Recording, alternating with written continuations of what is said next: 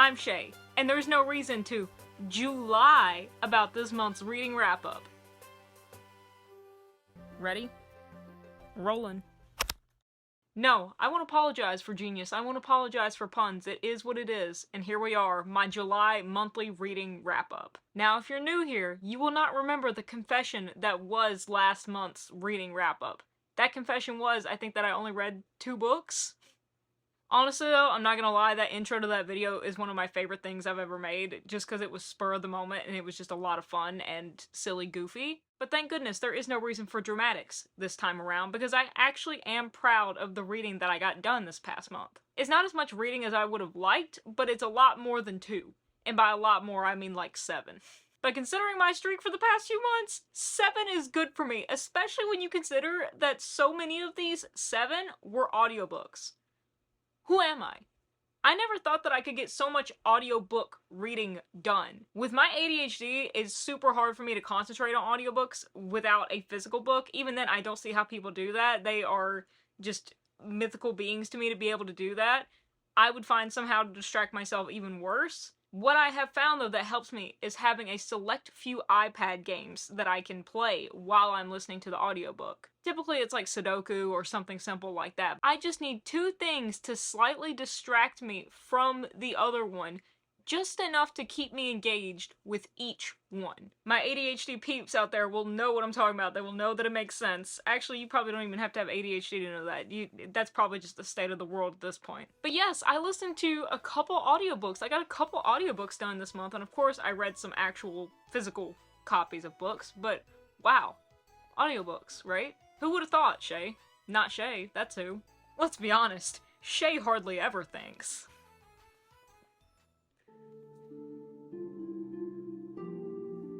Sorry, I got distracted for like 2 seconds. Can we keep it together for 30 seconds, Chey? Can we keep it together for 30 minutes to film a video? Clearly, I am not, regulated for my ADHD. Never have been, never will be. Become ungovernable with the way your mind works. Another positive note before we get into the actual reviews is that there were no stinkers this month. I actually enjoyed everything that I read. They weren't all 5 stars, but they were all pretty good. The first book I'm going to talk about, because I'm going to forget it if I don't talk about it first, because when I was mentally running through the list of all the books that I need to talk about because I couldn't bring my computer in here because it's software updating, I kept forgetting this book, and then I went in there to check it, and so now I'm remembering to say it first, that way I don't forget it. Now watch me forget another one and have to go check. Is Bossy Pants by Tina Fey. This is Tina Fey's memoir, and it is a book that has been on my TBR for a very long time. Contrary to a lot of the audience I think was drawn to this book, I wasn't an SNL fan, still am not an SNL fan. No problem with SNL personally, it's just I didn't grow up watching it, my family didn't watch it, I still don't watch it. Also, like most other people, I think of Tina Fey in conjunction with Mean Girls, and of course her best friendship with Amy Poehler, and the million other different amazing things she's been involved in or been in. Like 30 Rock. How did 30 Rock just like, out of my brain? 30 Rock. Again, that's another show I've never seen, except for clips here and there, which I really liked, and I have friends who deeply adore that show, and it is on my list to eventually watch, and I will get there, I just haven't yet. I read Amy Poehler's... Why does her name sound incorrect coming from my mouth? I know I'm saying it correctly. Amy Poehler, Amy Poehler, Amy Poehler, Amy Poehler. I'm gonna, like, summon her, like Bloody Mary. I read Amy Poehler's memoir a while back, and I loved it, and I thought, you know what, it's time for me to finally read Tina Fey's. I wasn't sure how I was gonna feel about Amy Poehler's, because she, like Tina Fey, is not someone that I followed closely. I'm not like, oh yeah, I'm a big Amy, and I'm a big Tina fan. But to be fair, I'm not really a big fan of, like, any celebrity. Bands, yes. Musicians, yes. Artists, yes. But, like, celebrities, like actors, that's never really been kind of my gig. But I do like them. I do admire them. I think they're really talented, super funny, intelligent women, and I love Parks and Rec. I loved all of Amy's clips that I saw her in SNL, along with Tina. And of course, again, the million other things she's been in, which led me to read her memoir, and also hearing that it was really funny and really well written, which it was. I really enjoyed it. It was a good time. I think I actually ended up giving my copy to my good friend Alex, so I hope she enjoyed it. Alex, if you see this, did you ever get to it, Alex? It's okay if you didn't. You're busy. Alex is not only probably my busiest friend, but also one of the most talented people on this earth that I have ever met. So saying that, Alex, it's okay if you haven't gotten to the book yet. But after loving Amy's book, I was like, okay, yep, I'm gonna take the plunge and I'm gonna read Tina's. I found out that she narrated the audiobook, and the audiobook was available in my library, so I loaned it out, and I think I read it, listened to it over the course of 2 or 3 days. I flew through it pretty fast. I think it is one of the funniest memoirs I've ever listened to in my life. I think she wrote it back in 2013 as well, but so many of the points that she makes about women and the acting industry and how women are seen in the acting industry and how women are seen in society in general, and also just her reflections on her life, on her time as a comedian, as an actress, as just a human being. I think all of it still feels fresh. It still feels so relevant. Not to mention, she's just hilarious all the way through it. Particularly one of my favorite parts of the book is when she talks about a mother's prayer for her daughter. Had me cackling. I had to go show it to my mom, who also bursted out laughing. Her wittiness and her ability to laugh at and with herself is so charming, along with just the love that she seems to really hold for the world and all its little intricacies and its wackiness. I loved her humor, I loved her perspective, I love her storytelling. Definite 5 out of 5 read for me. Another audiobook that I listened to this month was Girl Wash Your Face by Rachel Hollis. This is a book that has been everywhere. I don't know if it was immediately popular when it first came out, but in recent years, I have seen it at the top of so many self-help book lists, so many read this in your 20s list, especially books for women list. Any kind of books for girls or books for women list, it's typically right at the top, if not the #1 on Pinterest usually. Now, when I peruse those lists, I look at them curiously, but I usually end up kind of rolling my eyes because as I read through the titles, or if I look up the books and see the synopsis of each book, I start to realize that they're written for a certain kind of person that is just not relatable to me. And I don't say that negatively, I don't say that to insult anyone, I just say that to say I don't think I would get anything out of these kind of books because they're not written for my kind of personality. I don't see myself being able to realistically put what they're trying to give out into practice, so I don't even bother. But this was a book that I kept seeing everywhere, not just on those lists, but I saw it everywhere on BookTube. I saw people loved it, people I know loved it, and I was like, you know what, I'm gonna check it out. And I didn't, for a long time. And then I was in a local thrift store, and they had a copy of it for $2. And it reminded me that I needed to read this book. Did I buy it for $2? Not yet, young grasshopper. First of all, I went to my library, and they had the audiobook available to check out, so I did, and I was listening to the audiobook, and about by the 5th chapter, I think, I loved it so much that I went back to the thrift store and bought a $2 copy before I had even finished the audiobook. Do I think this is the best self-help-ish book out there? No. Do I think this book is written for a certain kind of personality? Yes. Do I think it will work for everyone? No. Do I think that everyone could get something out of it? Yes. I think this book is accessible. I think read into it what you want. I think Rachel Hollis does a good job at balancing her spirituality out without being preachy about it. If you don't know, the author is Christian, and she uses her faith often to give a certain perspective of things in her book. But if that's not your thing, I wouldn't let that totally dissuade you from this book, because I think she does a good job, like I said, of balancing her perspective with the acceptance that other people will not share that perspective, and so she tries to put it in other terms that more people can relate to. For example, where she might say, you know, I believe God is rooting for you. I believe that God put you on this earth for a purpose.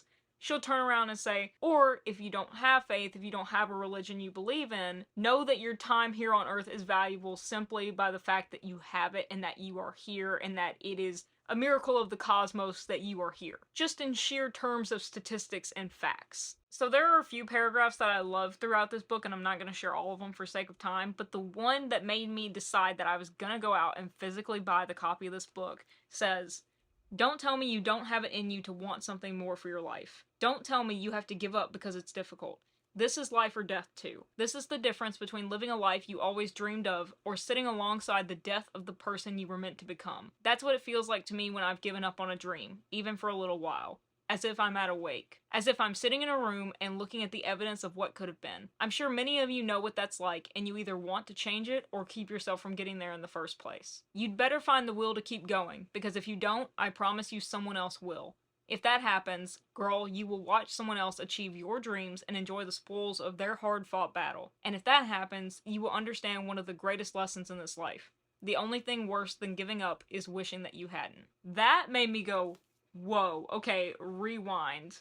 That may seem like a common sense lesson, but I believe it was the way that she was able to get it across that just struck me. For all of her life experience, it's impressive to me that she doesn't seem very jaded, that she has this enthusiasm that she wants to share with other people, that she believes in herself as much as she believes in anybody and everybody else, and that she just has this overall enthusiasm for everybody else. Now, something I didn't like about the book, and I've seen this opinion shared in many a Goodreads comment section, is the chapter about her and her husband, Dave. Listen, I am not here to speak on anyone else's relationship. You don't know what's really going on in people's private lives. You don't really know what's going on behind closed doors. But I will just say, the chapter where she's talking about her relationship with Dave and how it came to be Dave is her current husband. I guess they're still married. It was her husband at the time of writing this book. I'm sure they still are. It just, oh goodness. I was like, girl, that is not healthy. That is not good. No. She goes through this whole mental and emotional turmoil and torture with this dude. And she recognizes that,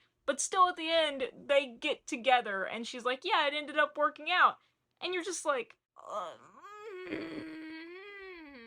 I will at least say props to her for recognizing it. And at least she has the presence of mind to say, hey, this is going to strike a lot of people the wrong way, and I know a lot of people are going to be uncomfortable and against this, but I'm being honest about our story and how flawed we are. And at least in that sense, I can respect it, even if I don't want to say disapprove of it, because I'm like, Rachel?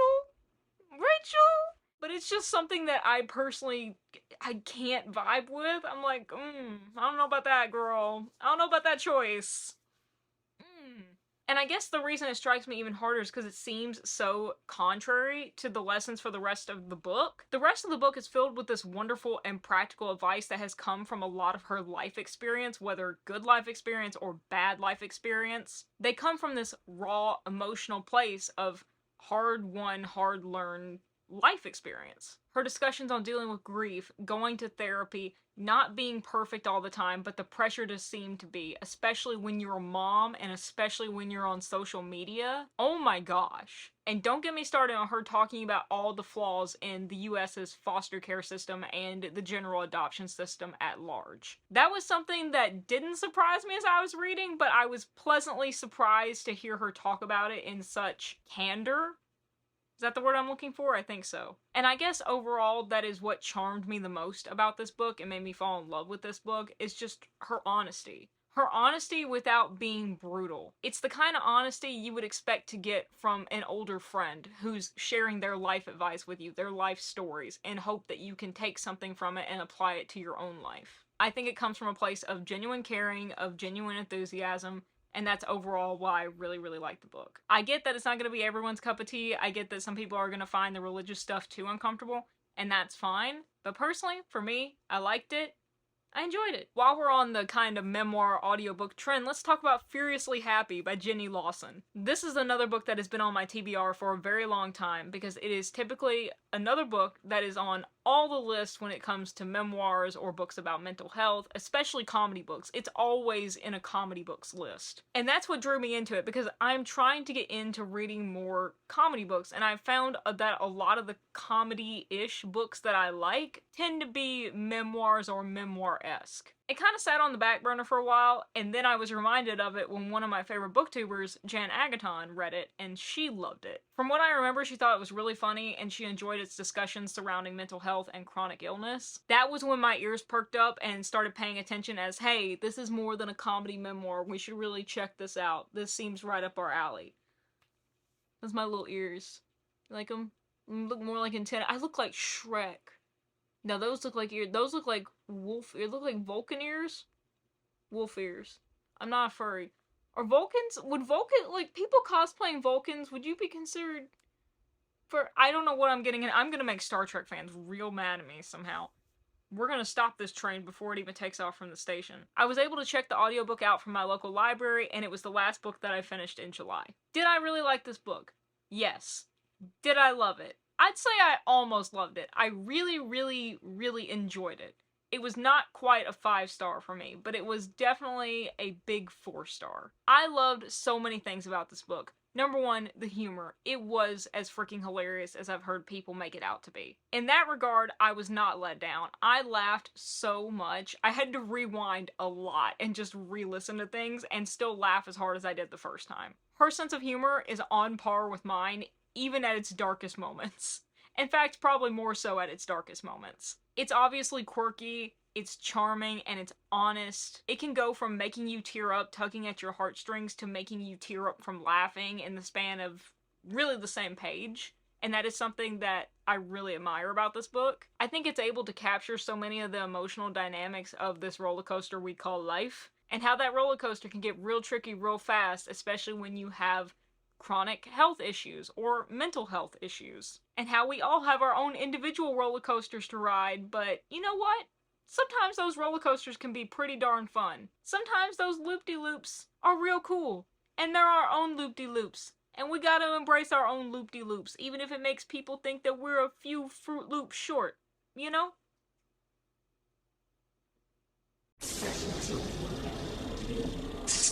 Thank you. Ghost agreed with me. You know, if you don't know there's a ghost in this house, I won't get into it right now, but they agree. This book would have been perfect if not for the parts that just made me just enough uncomfortable to take me out of it and be like, ooh, I don't, And guess what? Yet again, it has to do with the spouse. Repeating the disclaimer about we never know what's going on in people's private lives, I'm not trying to make any assumptions or accusations. I'm not making any judges of character because I don't know these people personally, obviously. But I will just say the first few chapters of this book where she's talking about her husband, I didn't like him. She details some of the discussions with her husband that then evolve into arguments or into fights, and typically it's over something extremely minor, over the way something was said, or something was implied, or something relates to something else that was said. And just his reaction to things, I was like, I don't like him. He seems like a real jerk. I will say, throughout the book, my opinion of him changed, but at the very first part of the book, did not get a good impression of him at all. I was like, why are you with him? When she detailed the things he said to her in these discussions or in these fights or arguments, he was always insulting her or berating her, being like, you are crazy, Jenny, you're crazy, like, that's the craziest thing I've ever heard, you're psycho, like, blah, blah, blah, blah. I'm sorry to say it, but I was really put off by him in the first part of the book. I know I'm sounding really angry and worked up about it now, but I promise I wasn't when reading it, and I'm still not. It was more of just like, oh, I don't know about that. That seems very, extremely unhealthy. I don't like that. I don't like the way he's treating her. I don't like that. Girl, get out. Girl, run.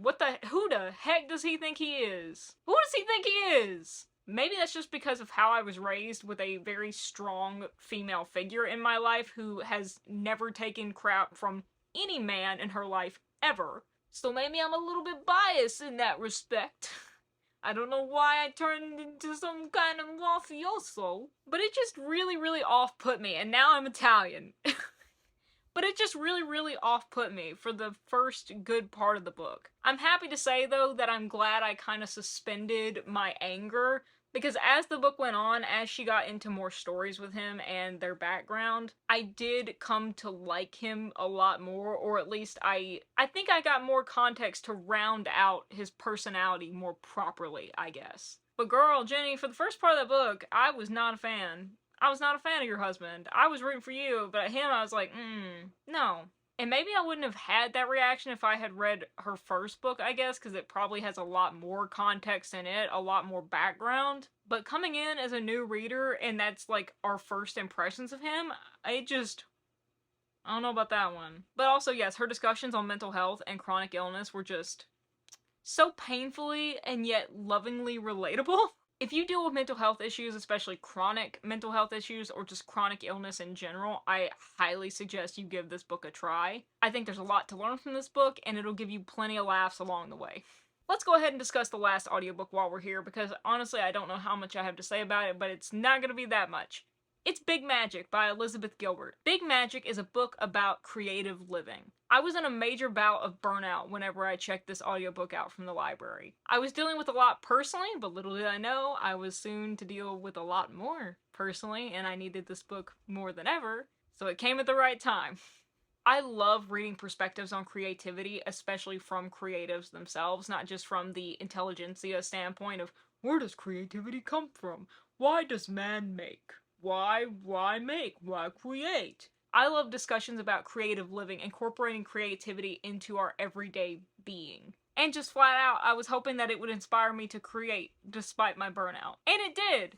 It did inspire me to create. Unfortunately, I had a lot of stuff going on that just then piled on and dampened my creativity for a while as I worked through those things. But I still think about a lot of the lessons from this book, a lot of the feelings that I got from this book, and they continue to inspire me. It was a relatively short audiobook. I think it was only 5 hours, something like that. So if you're interested in it, definitely go check it out. I would definitely recommend it for anyone. You don't have to just be an artist to appreciate it. That's actually what the point of this book is. The point of it is to discuss living creatively, not just a creative life. Not just in the sense of highbrow or branded or marketable art, but just creating for creating's sake. Personally, one of the things I liked best about this book was her discussion around the idea of ideas, where ideas come from, why they come to us, how they help us, what happens if you don't act on them, why you should act on them, why it's better to do something rather than nothing. Overall, I think it was a really beautiful discussion surrounding life and how magical everyday life is, and how much more magical it can be whenever you just take time to create more life within your life. You don't have to make art for anybody. You don't have to make art to sell art. You don't even have to make art. Part of her biggest point is that creative living is about living with no restrictions, about living with no expectations of yourself, of, oh, I'm too old to go out and try this, or it's too late for me to try this or that, or to do this or that, or to start this or that. I'm too blank to do blank. It's about letting yourself be and try to be who you want, how you want, with this life that you have while you have it. And overall, why you should feel free and inspired to do that. I thought it was really good. I enjoyed it. It was accessible. I'd recommend it. This month I only read one graphic novel, and that was The Boxer Volume 1. This is a book that I got in my birthday book haul, and a series that I have seen around a lot. I first saw it in Walmart a couple months ago, I think, but then after that I started seeing it online everywhere, which, who is surprised, our phones are listening to us all the time. And I had told my mom in Walmart, look, that cover is really interesting, and the synopsis on the back sounds really cool and intriguing. I'd love to pick this up one day. And then luckily for my birthday, my wish was fulfilled. The basis of this story is that a world-famous boxer is searching for a last protege to train. He's at this gym watching all the students box, and there's one who stands out from among the rest. He even describes it in the first few pages as, oh my gosh, it actually exists. God-given talent. But then there's a little wrench thrown into the plans whenever he looks outside and sees this kid getting beat up. He's getting beat up and not even reacting to it. He is just stoic, stone-faced through the entire thing. Nothing is fazing him. He goes outside, runs the bullies off, and he's talking to the kid, and he realizes there's a lot more than meets the eye. And what it ends up boiling down to is he's afraid of this kid. I really like this first volume. I'm definitely planning on getting the second. I want to continue with the story. I know it was originally a webtoon and I could just go online and read the webtoon, but I am enjoying the story so much that I would like to pick up at least the physical second volume. I hope that love continues throughout the rest of the series because I really am enjoying it. I'm interested in how the story is being set up because the end of the first volume was very satisfying. It's the first kind of sports graphic novel story that I've ever read. I'm not a big sports reader. I don't know, I just not typically into sports, not a sports person. But I did Taekwondo for a majority of my life. I still do Taekwondo. It and boxing are actually two of my favorite sports alongside hockey and basketball. So if there's any kind of sports story I'm gonna give a try, it's gonna be involving one of those. Now we're down to the last two. And another pleasant little surprise I had this month is actually finishing another book associated with my music TBR challenge. That book is No One Here Gets Out Alive, a biography of Jim Morrison of The Doors. What to say about this book without going into a larger rant about my love for The Doors? I'll just give you some very, very quick context to get it out of the way. The Doors were one of the first bands that I was obsessed with as a kid. Yes, as a kid I was obsessed with The Doors. Not as a teenager, as a child. Don't ask me why it started, I don't know. I was just super into The Doors. That's actually when I first picked up this book, was during my Doors phase in early middle school, even before middle school. I started it, but never finished it, and then my copy got ruined by a flood, and so I just never picked it back up, because I didn't really have a good enough copy that I felt like was good enough to read. Fast forward to about not even a year ago, I'm in a bookstore, I see this, a brand new copy. I said, okay, well, I'm gonna get this, and then I have no excuse not to finish it, because it has been one of the longest standing books on my to-be-finished TBR shelf. And surprisingly, I freaking flew through this book. It was surprisingly fast and fun and engaging to read. It definitely helped that the subject matter was something I knew I loved and have been interested in for a very long time, and still am. But still, I found myself learning so much from this book. I actually want to go back, take my time, and reread it, and annotate the facts that I want to delve more into with some more outside reading from this book. I think this book does a great job of meshing facts with storytelling. A lot of biographies find that a difficult thing to do. I think it's really easy for them to paint the person they're talking about in a very positive, very lovely light. And in an effort to avoid that, sometimes biographies go a little bit too far in the other direction, and they're like, oh, well, we don't want to make you think that we think that this person was absolutely perfect. And so they give you dirt on the person, but even if it's just, oh, they stole a sock when they were 5 years old, they paint it in like the worst light possible as in an effort to show, hey, we didn't kiss the ground this person walked on, just so you know. They weren't perfect. We don't think they were perfect. We just thought they were interesting enough to write a book about. You know, a lot of times it's one or the other with biographies, but I think this is a book that meshes those two things together in a more realistic way. Jim Morrison was definitely not a perfect person, and in a lot of respects, not to be idolized or replicated or imitated. Like, a lot of his behaviors were unhealthy. Obviously. But that also doesn't mean he was the worst person to walk the planet. If I had to sum up my love for this book, it is that it does an excellent job of showing Jim Morrison as human. A very complicated and in a lot of ways tragic kind of person, but a person like the rest of us. Not necessarily someone's behavior to idolize, but also not really someone to villainize either. I like that this book didn't shy away from showcasing the less than endearing stories about Jim Morrison. Because trust me, there are plenty. But it never comes across as, hey, he was just this evil, awful person. He was born that way and we should just all hate him. You are all wrong and you're all dumb for even liking him or like anything that he ever did. It's not like that at all, and I appreciated that because it would have been very easy, I think, to do that in a lot of respects. That's the easy way out, and the truth is a lot more complicated than that. Humans are a lot more complicated than that. This book is a fair shake. It's a good read. It's a fun time. If you're into the Doors or the 70s or rock and roll in general, I'd recommend picking this up and reading it. It's a very accessible, very easy read. Last but not least, Slaughterhouse-Five by Kurt Vonnegut. I'm gonna say something that might be a little bit shocking to you, so hold on to your horses or your hats with horses or your horses with hats. I never read this in school. That's not to say that it was assigned and I never read it. It was just never assigned. At least I don't ever remember it being assigned.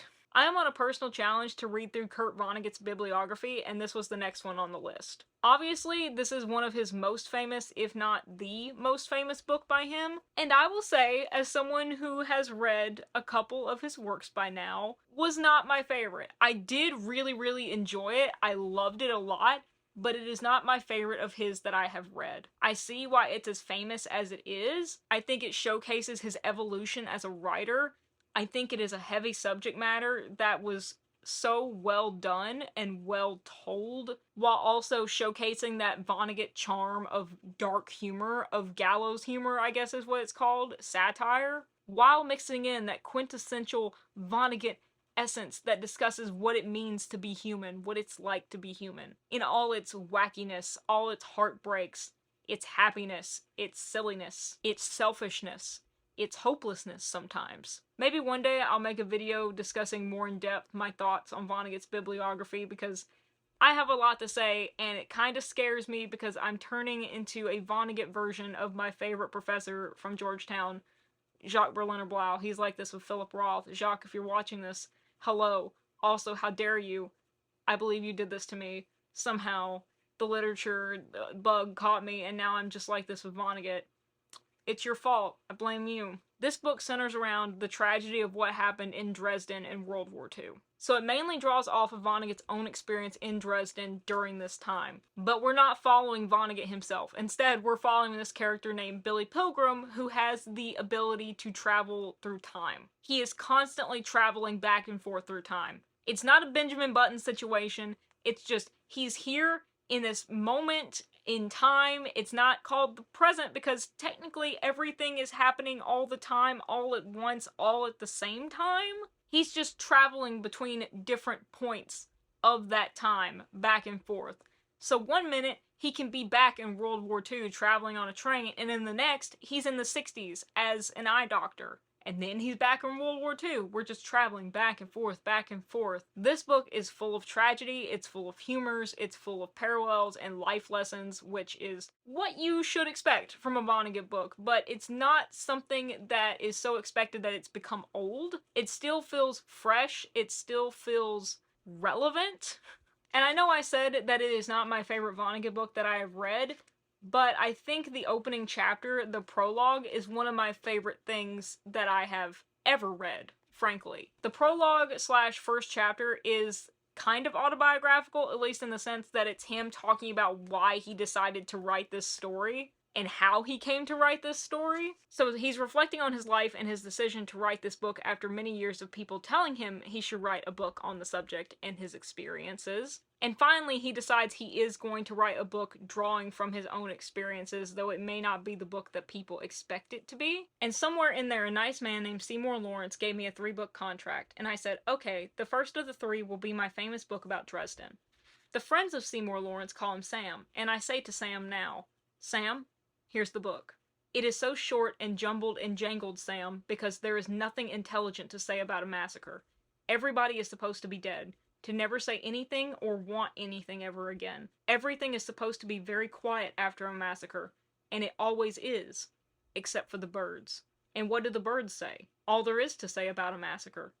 Things like, "Put-to-it?" Let me tell you something, that is one of my favorite paragraphs I have read in anything ever in my entire life. The line, "there is nothing intelligent to say about a massacre," is so raw and real. I mean, it seems like common sense, but it's just like, it's honest, and I think it is beautiful in its honesty. He's coming forth and being like, people want me to write this book about it, and it seems so easy to them, you know, because it's like, it's your experience, but it's hard for him because it is his experience. It's not something they expect him to... I almost went off on a tangent there. I'm gonna stop myself. I just think that is a line that is so beautifully said, and it immediately shuts down so many expectations without attacking them. It addresses the romanticization of tragedy that a lot of people draw from reading other people's experiences of tragedies that they didn't have to have any part in. And maybe they aren't romanticizing it, but I feel like too many people take a certain joy, like a weird amount of joy, about reading people's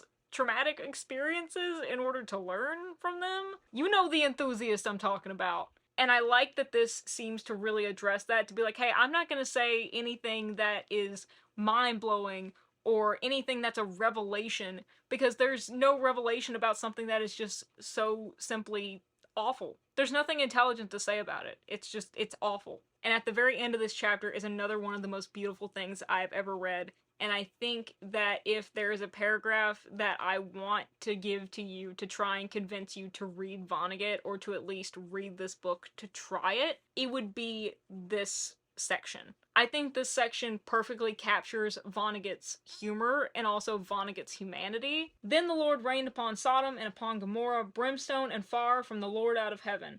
And he overthrew those cities, and all the plain, and all the inhabitants of the cities, and that which grew upon the ground. So it goes. Those were vile people in both those cities, as is well known. The world was better off without them. And Lot's wife, of course, was told not to look back where all those people and their homes had been. But she did look back, and I love her for that, because it was so human. So she was turned to a pillar of salt. So it goes. People aren't supposed to look back. I'm certainly not gonna do it anymore. I finished my war book now. The next one I write is gonna be fun. This one is a failure, and had to be, since it was written by a pillar of salt. It begins like this. Listen, Billy Pilgrim has come unstuck in time. It ends like this. But we? There's a lot to be said about that whole section, but I will just leave it and let it speak for itself. I think you should read Vonnegut. I think you should read that book. It's gorgeous, it's beautiful, it's sad, it's funny, just lovely. 5 out of 5 stars. Absolutely 5 out of 5 stars. I can't believe that I filmed this video all in one go. Go Chey. Go sleep. That was all the books that I read for the month of July. I can't wait to see what I read throughout the month of August. I have already finished a couple of books this month, some that I am very excited to film a wrap-up video for. I'm also participating in Jan's Full Moon Readathon right now, as we speak, which is why I gotta hurry up and end this video so I can go read some more to finish that readathon. But yes, by the end of this month, I will hopefully have a lot more books to tell you about, and so far, they're all really good. If you want to see more of my book videos in the meantime, I have a whole playlist full of my book reviews, book challenges, book hauls, every book video I've ever made in a playlist called Books. I'll link it both in the cards up above and at the end of this video for you to check out if you wanna. Thank y'all so much for watching. I really appreciate it. If you ain't heard it from anyone else today, I love you. Love and peace. Bye!